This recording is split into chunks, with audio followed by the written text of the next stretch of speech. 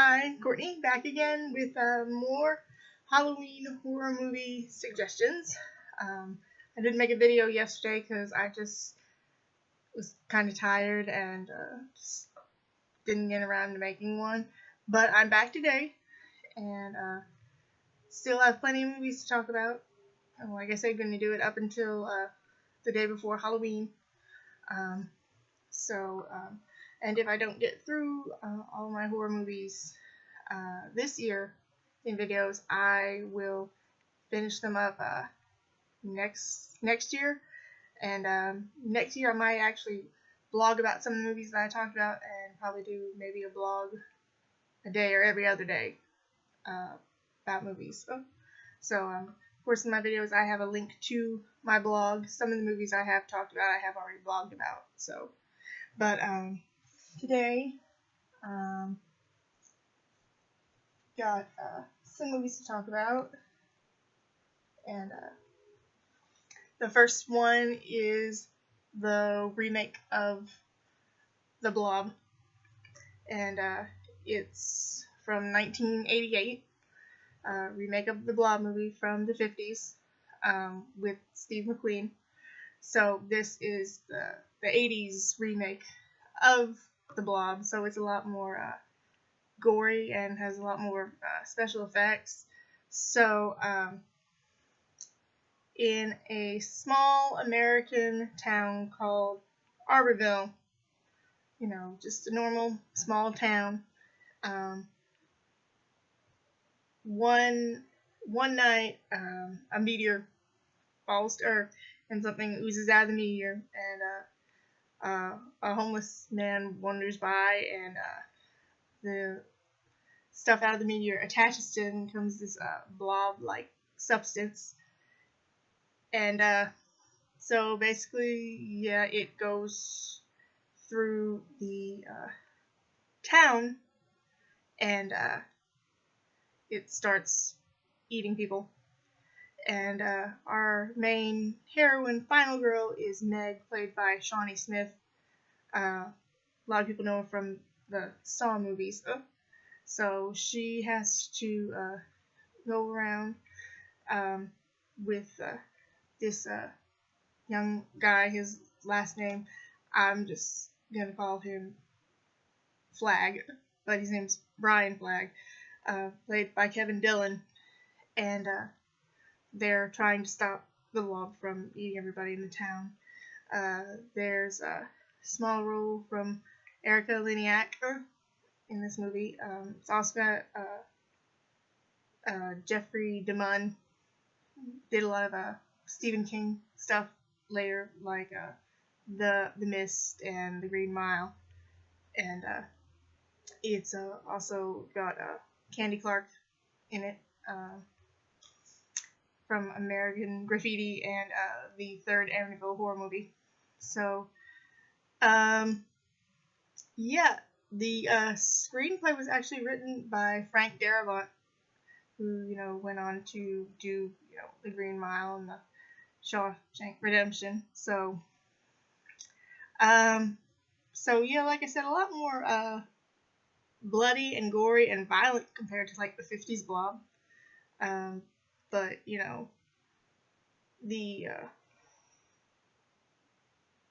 it's kind of not for like the squeamish. Yeah, it just goes through and eats people, and kind of got a little bit of a twist to it about where the blob actually comes from. But so it's one of those kind of body horror movies because of the way the blob eats people. So, but I recommend watching it. And next up is Don Coscarelli's Phantasm, with Angus Scrimm as the tall man, and it has Michael Baldwin, who plays Michael, and it has Reggie Bannister, who plays Reggie. The only person who doesn't play a character with the same name, is Bill Thornberry. He plays Jody. So Michael and Jody are brothers, and Jody and Reggie go to a funeral of their friend Tommy, and that day at the funeral, Michael's hiding, and he watches the funeral director, who he calls the tall man, actually pick up the casket and put it into the back of the hearse. Now, most of the time you have like 4 or 6 people picking up a casket and, picking it up. He just picks it up all by himself. And he's also, very tall and creepy and ominous. And so Michael sneaks into the mausoleum late at night, and the janitor gets attacked by a flying silver ball that burrows into his face and spurts blood out the other side. So it's kind of cool and gross at the same time. But there are a lot of weird things going on with people who get taken to the Morningside funeral home and mortuary, and so Michael also has this kind of crisis where Jody's thinking about leaving, and leaving Michael with his friend Reggie, but so it's like the brothers trying to stay together, and then of course they get pulled together with all the weird things going on in town, and then all these like small hooded figures start roaming around, and it's really creepy, and it's otherworldly would be a nice word to say for it. But so it just has all of these effects, and it's just ominous and dark and otherworldly, and lots of nightmare kind of fuel, and Angus Scrimm plays the tall man, and he's he just like looms over you, and he walks sort of slow, and when he runs after you, he runs in this kind of menacing kind of way, and it's just really creepy, and it's very 70s. But again, like most 70s horror movies where I talk about atmosphere, they all seem to have the same kind of atmosphere. This one's a little different. It's also shot very, very dark. Like there's not a lot of like lighting, like if you have like set lighting, so this is all like very dark, and when the scenes happen at night, there's shadows, and it's just really creepy.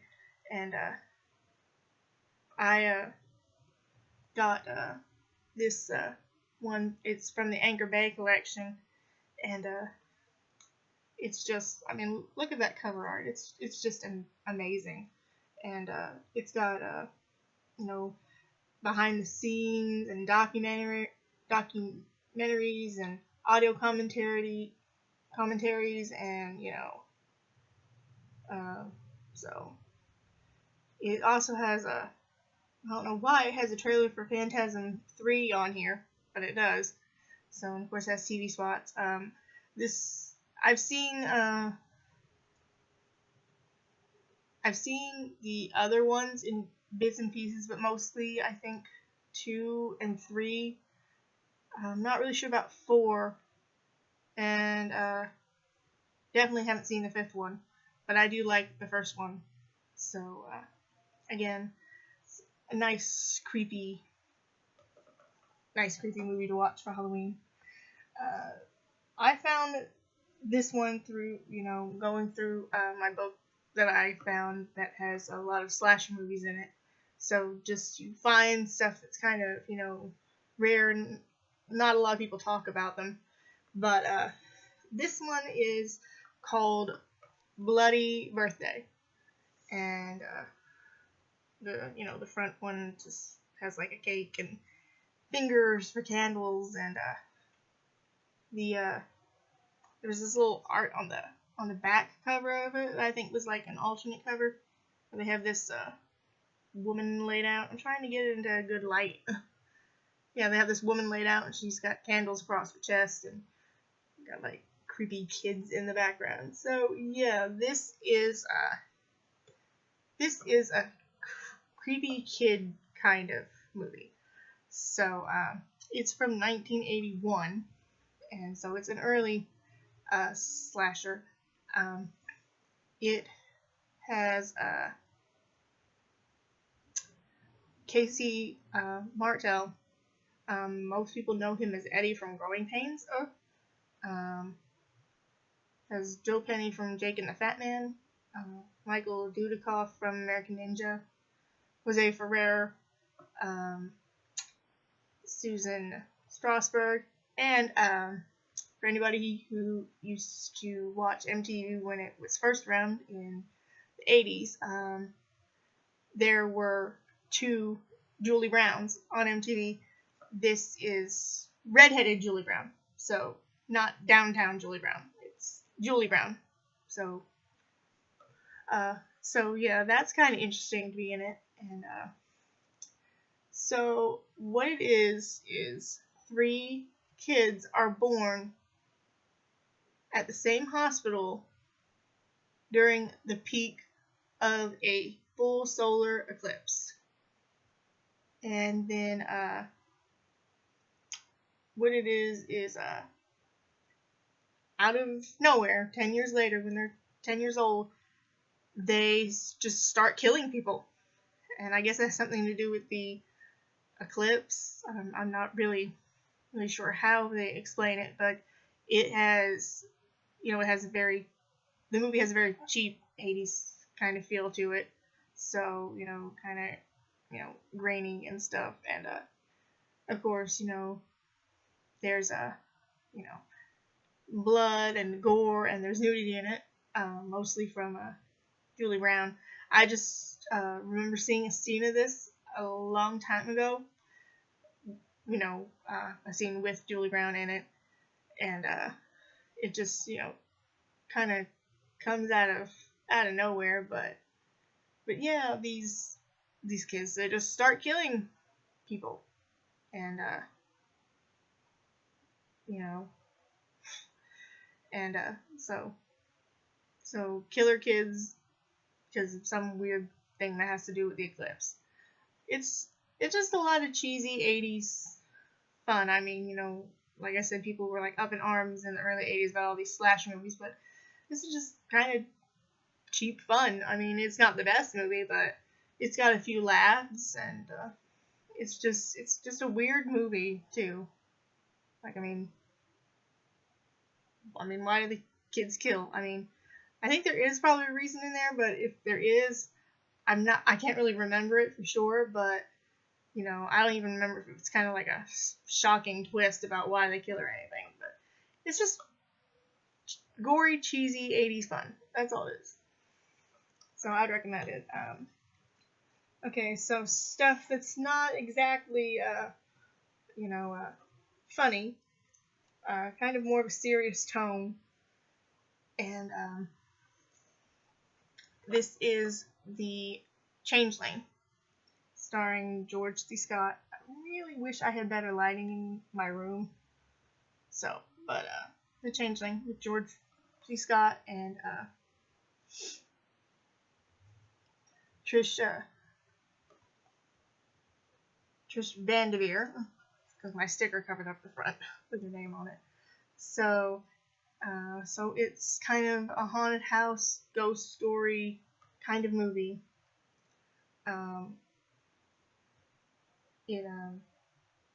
It also has a screen legend Melvin Douglas in it, and it's directed by Peter Medak, and it's from the early part of the 80s, and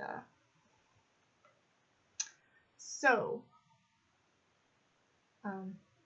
a Rudder, played by George C. Scott. He's lost his wife and daughter in a car accident, and he moves to a mansion in Seattle, and he starts getting haunted by a spirit of a little boy that lives in the house, um, who was,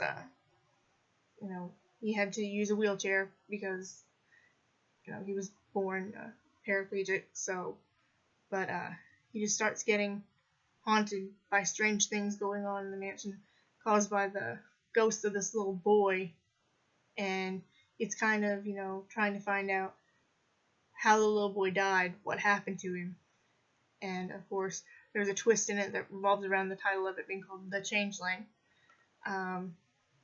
So of course I love George C. Scott in movies like this. So there are times when he could be kind of hammy, but he gives really powerful performances, because there's this one scene where he takes this ball that belonged to his daughter and he throws it away in the river, and when he comes back to the house, the ball bounces down the steps, and it's got that really creepy atmosphere to it. And I always talk about how I like movies with atmosphere, so stuff that like gives you chills, and you're always wondering what's going to happen next. And it's got a very serious tone. Of course, it deals with like the ghost of a child, and this child is so angry because he's in pain so much, and so it's just, and there's a secret, of course, about what happened to the little boy, and an older gentleman played by Melvin Douglas, who was probably around when things were put in motion that's causing this house to be haunted by the ghost of this little boy. And it's just, the atmosphere is dark and suspenseful, and it's just a good ghost story kind of movie. And again, you don't have to rely on like blood and gore to get the point across. You can just like feel how threatening and dangerous everything is. But very good movie. And then this is Invasion of the Body Snatchers, the 1978 remake. It's got Brooke Allen, Donald Sutherland, Leonard Nimoy, Jeff Goldblum, and Veronica Cartwright in it. So, again, of course, it's just, a remake of, the 1950s version of Invasion of the Body Snatchers. Except the differences are, of course, it's in color. Some of the names of the characters are changed around a little bit.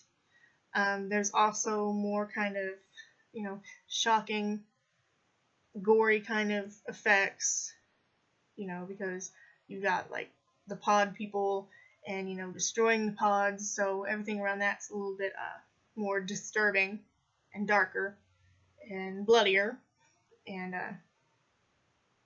it says it's rated PG, so I know there's I think there's a little bit of nudity, but obviously not bad enough, because if it was, it would be rated R. But again, this is like 1978 PG, so I'm not really sure, because I just remember, well, I won't say anything about it because it'll be a spoiler for anybody who's never seen it.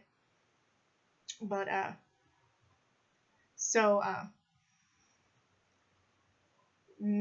Matthew and Elizabeth, which are Donald Sutherland and Brooke Adams, are they're health workers, and Elizabeth's married, Matthew's not, and they kind of have this relationship with each other, and they find out that there are pods around the city. They kind of start out with like these really pretty flowers that people find, and people pick them or they take them home and put them in you know glasses of water and let them grow and stuff. But these pods are going around the city and taking over people, and when the people change, they have no emotions, and they're just not the same people. It's like on the outside, it's just the shell of the person that was there. And there's you know a really creepy scene that happens kind of in a bathhouse kind of place. It's run by a married couple played by Jeff Goldblum and Veronica Cartwright. And so then these four characters all come together to try to find a way to not be taken over by the pods, and try to find a way to stop people that have been changed. And so it's got this very creepy, paranoid atmosphere, and because you don't know who to trust, who's been turned and who hasn't, they have this really creepy way of pointing at people that haven't been changed. People probably know it through pop culture osmosis, but whenever they do that, it's really creepy and frightening. And but besides it being kind of paranoid and everything, it's just you're just glued to the screen because you're wanting the heroes to be okay. And but again, it's got that paranoid, looking over your shoulder kind of feeling. And the effects are really good. And again, of course, it's based off a novel written by Jack Finney, The Body Snatchers. So and of course, like I said, it's mostly almost got the same plot as the 50s one, except a little more edgier for the the time period, new decade. So everything always gets darker and gorier and grittier. But so this is a movie that you probably wouldn't want to watch at night by yourself. And I don't blame you, because you'd be kind of paranoid of something's gonna come out of the shadows and get you or something. But it's a pretty good movie. Really scary. Good twist. Just twists and turns and scares all over the place. Alright, next is something kind of different a little bit, because I haven't really had everything in like the same kind of setting. But next up, this is my Evil Dead movie quartet collection. So I'm gonna go a little kind of willy-nilly in this, because so of course Evil Dead's one of the greatest horror movies of all time, created by Sam Raimi and starring Bruce Campbell. Of course, I didn't get to watch the original ones, because in my early years I really wasn't into watching horror movies. And the original poster of Evil Dead 2 Dead by Dawn, where it's just like the skull with those intense eyes staring at you, would creep me out for the longest time. So I never really watched Evil Dead or Evil Dead 2, but I did finally see Army of Darkness, which is the third and at the time final chapter of the Evil Dead series, with Bruce Campbell as Ash Williams, where he gets sent back in time. And so Ash in medieval times, and having to stop the Deadites by getting the Necronomicon, and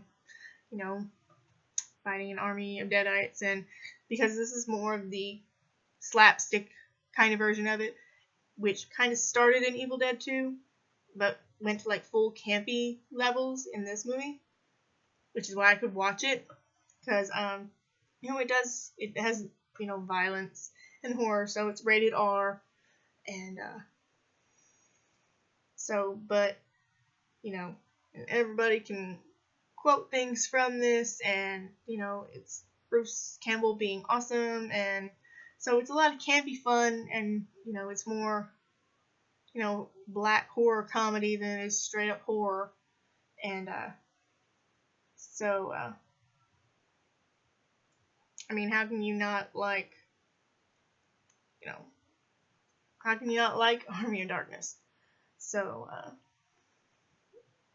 so I got to see this first, which made me interested in going back and seeing the first two, which I knew were probably a lot scarier. So, of course, there is the first Evil Dead movie.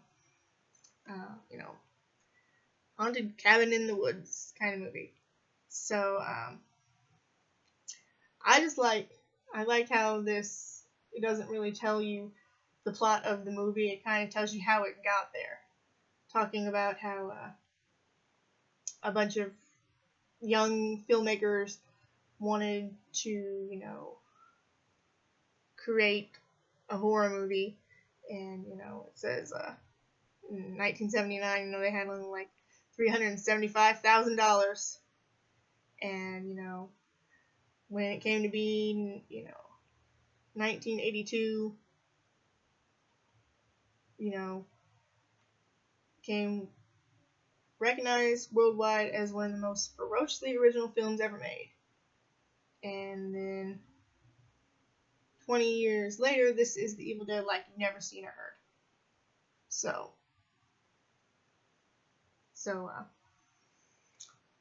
I guess this was released 20 years after the, its original release. So, you have a group of college friends. They go to a cabin in the woods. You have two couples, and you have Ash and Linda, and Ash's sister Cheryl, and so they find this book where it's made with human skin and written in human blood, and they find an old tape recorder of a professor that lived in the cabin with his family, and when he reads the incantation on the tape, it releases this evil force that starts tormenting the 5 people in the cabin, and of course it has the very brutal tree rape scene. Everybody knows about it. So and it's got a lot of horror effects made with claymation and just simple techniques, and the camera work just going fast and over rocks and over logs, and excellent excellent for its time, being from the early 80s, and just wanting to push boundaries, because this copy that I have has no rating on it, so it's not rated, so it's unrated. So but and it's an amazing movie. I mean, very creepy, and you don't want to watch it by yourself at night alone, and kind of makes you think about going twice into the woods. I know I really don't like going in the woods. Most horror movies take place in like the woods, so why would you ever want to go in the woods? But really innovative, and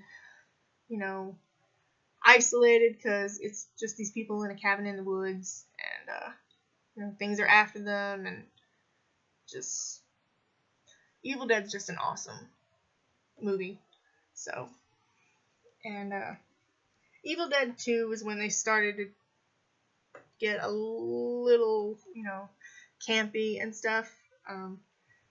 So this is my copy of Evil Dead 2 that I have, and it has this 3-star rating, and it's from Roger Ebert. So 3 stars for this. So of course it's Evil Dead 2: Dead by Dawn, what people call it, and so it's basically almost not really a sequel of the first one. It's kind of more like a remake, where everybody else is, kind of retconned out of the story except for Ash and his girlfriend Linda. So it's more like Ash and Linda came to the cabin by themselves, but they still, found the Book of the Dead, and Incantation got read, and Deadites got released, and, came after them and killed Linda, and Ash had to kill Linda. So, but then the professor that was staying in the cabin with his wife before, the events in the movie, he still came to the cabin with his wife. Apparently his wife got, possessed the same way, and he had to put her in the basement. But the professor's daughter comes back, and she's in the same line of work as her father, like an archaeologist kind of person, and she, wants to go back to the cabin, and but this is where all the black comedy starts going on, with the hand coming alive, and like all the things on the walls and the things in the cabin like coming alive, and so this is kind of where it started to get all campy before it went to Army of Darkness, where it was just full on that way. And so again, not rated, so unrated. And so this was like 1987 again, which is why the poster scared me all the time. So I was like 4. Yeah, I was 4 when this movie came out. So the poster was all around and always kind of freaked me out. But so it's got this, visual wise, it has the same feel as the first one, but again, it's not as creepy because all the, more black comedy elements start to come into play. But and it's got muted colors, and it's nothing really flashy. There's still blood, but it's not like bright blood. It's just downplayed. The hue of it's not just out there, but still, it's a pretty okay movie. Bruce Campbell always makes watching movies enjoyable, so especially now that he kind of gets to ham up his acting a little bit, so it's always fun to watch with Bruce Campbell. So out of the original trilogy, of course I like Army of Darkness the best because it's the one that I saw first, and then Evil Dead, and then Evil Dead 2. But there is another one, and it's basically just a remake of the Evil Dead, and it's just called Evil Dead. So and of course all remakes try to outdo the original in horror movies. More blood, more gore, more things to get underneath your skin and make you kind of nauseous, and so because rated R, it says strong bloody violence and gore, some sexual content and language. I really like that, strong bloody violence, and yeah, there is strong bloody violence in this movie. And so again, it's five friends in a cabin where they read from the Book of the Dead and let loose. It's implied that it's just maybe one demon instead of a bunch of demons, but still, the demon infects people that it comes into contact with, and the main difference in this is the characters that are there. The main one, Mia, um, she is there with her friends because she has a heroin addiction, and they're afraid that she's going to, overdose and end up killing herself. So they have this intervention where they go to this cabin in the woods. It's her family's cabin. They haven't been there in a long time, and her and her brother, their mother passed away, and so they go out to this cabin to try to like detox her off the heroin, and so with that storyline, and then with the demons coming through, and about family and stuff, it makes the stakes a little bit more higher than in the original. Because in the original, it's just 5 friends, 2 couples. There's not really anything driving out why they're out at the cabin. This one, there's a reason why they're at the cabin.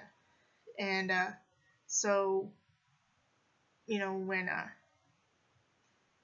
the demon starts going around and things start getting violent, you have a little bit more at stake, because it's kind of almost like, she's dealing with actual demons in her past. Things between her and her brother and her mom, and then, being on drugs, and, now having to deal with, an actual demon coming around and terrorizing, your friends and, your family, and kind of playing on those, dimensions of, a brother and sister not getting along or feeling guilt, about why things are happening. And so it is produced by Sam Raimi and Bruce Campbell and Rob Tapert, who, were in charge of the originals. So that's that's a lot of continuity in it, and of course, based on the original Sam Raimi movie. So, of course, everything's amped up to 11, bloodier, gorier, darker, and the hue of the movie, it's very, everything is very muted in tone in the colors, until we have to deal with, the blood, and then the blood kind of overtakes it, so then everything's all red hued, and, makes it gorier. I mean, they have it red tinted on the cover. It's red tinted on the back. So, but like all these other pictures on here, they're grimy and muted. But then everything with the blood is all red. So, a lot of people love The Evil Dead the way it is, and so some people don't give remakes a chance because, you're not sure whether you're gonna like it. I'd say it's pretty good for a remake. Of course, everything has to be bloodier and gorier, so I don't think it's that bad of a movie. Like I said, I like the dynamic of the characters a lot more than in the original, but it's still a pretty good movie. So in my point, I give remakes a little bit of a chance, sometimes, but some movies, why try to top it? And but of course, like I said, if you're gonna redo something from like the 70s or the 80s, you're gonna try to amp up all that blood and gore, and try to freak and disturb people out a little bit more. But it's a pretty good film. Again, I wouldn't watch it by myself at night, but it's pretty decent. It's a decent remake. So that's my selection of movies for today, for you, that you can view on Halloween. And like I said, until the day before Halloween, I'll talk about as many horror movies in my collection as I can. So until I see you next time, have a good day.